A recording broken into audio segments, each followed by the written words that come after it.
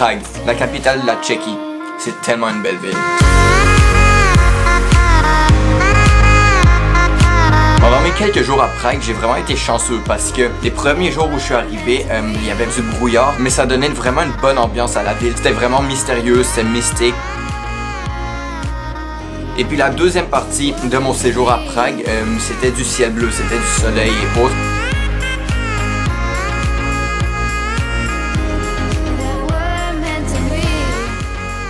Comme vous pouvez le voir juste ici, la ville de Prague est séparée par la rivière Vltava.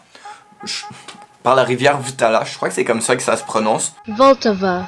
Et puis vraiment des deux côtés de la rivière, il y a des belles choses à voir, comme par exemple le château de Prague, l'horloge astronomique, le pont de Charles et le métronome. Un point vraiment positif de Prague, surtout pour moi qui voyage pendant vraiment une longue durée, 4-5 mois, c'est que le coût de la vie est vraiment pas cher. Surtout comparé à d'autres villes que j'avais fait juste avant, par exemple Dubrovnik, qui elle était super chère. Là, Prague c'est vraiment pas cher. Par exemple, pour une bière c'était 1 euro. Le prix de l'auberge de jeunesse pour une nuit c'était 10 euros. Donc tout revient pas cher à Prague. Donc c'est vraiment agréable, surtout pour le budget. Aussi, quelque chose qu'il faut absolument goûter si vous allez à Prague, c'est les Trdelník. Je crois encore une fois que c'est comme ça que ça se prononce, mais je suis pas sûr. En gros, c'est une pâtisserie qu'on retrouve un peu partout à Prague.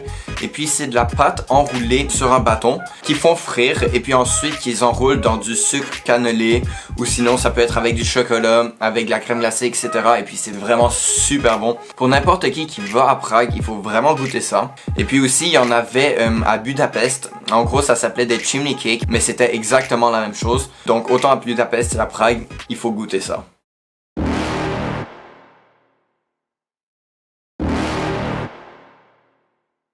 You're never gonna make it, you're not good enough. There's a million other people with the same stuff. You really think you're different, man, you must be kidding. Think you're gonna hit it, but you just don't get it. It's impossible, it's not probable, you're irresponsible. Too many obstacles, you gotta stop it, yo. You gotta take it slow, you can't be a pro, don't waste your time no more. Who the fuck are you to tell me what to do? I don't give a damn if you say you disapprove. I'm gonna make my move, I'm gonna make it soon. And I'll do it cause it's what I wanna fucking do. Pendant mon séjour à Prague, j'ai visité la plupart du temps avec des personnes dans l'auberge de jeunesse. Et puis si on faisait majoritairement, c'était juste marcher dans la ville de Prague d'un bord ou de l'autre de la rivière et puis juste apprécier la ville, regarder des trucs qui sont pas toujours affichés dans des guides ou autres. Et puis par exemple on a trouvé un jardin un peu caché, un peu secret et puis dans le jardin il y avait une fontaine avec des super gros poissons.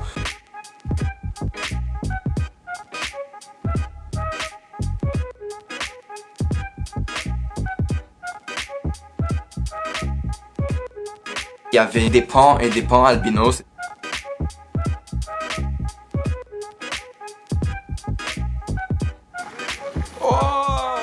Puis c'est vraiment cool à voir parce que ça, on parlait dans aucun des guides, aucun des tours touristiques, etc. Donc c'est vraiment positif de marcher dans la ville sans suivre de guide ou autre parce qu'on peut vraiment trouver des choses super intéressantes qu'on n'aurait jamais vues si on faisait juste suivre les guides ou les tours touristiques. Ce que j'ai vraiment aimé de Prague aussi, c'est que dépendant des endroits, il y a vraiment une atmosphère différente. Alors par exemple, du côté du château, on peut voir, c'est normal, c'est un peu plus vieux, c'est un peu plus historique. Après ça, si on marche un petit peu, il y a une grosse colline où on peut voir une vue complète de Prague. C'est d'ailleurs là où il y a le métronome et puis juste à côté, il y a un skatepark aussi vraiment connu de Prague.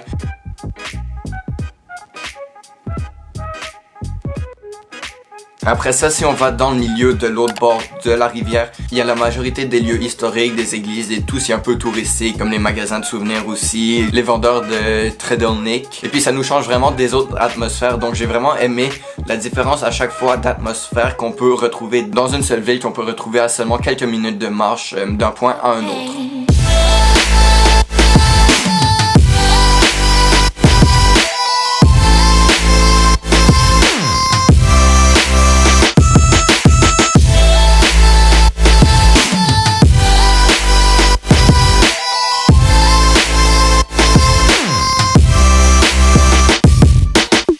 Voilà, c'est ce qui conclut ma visite de Prague. C'était vraiment une super belle ville où j'ai passé 5 jours.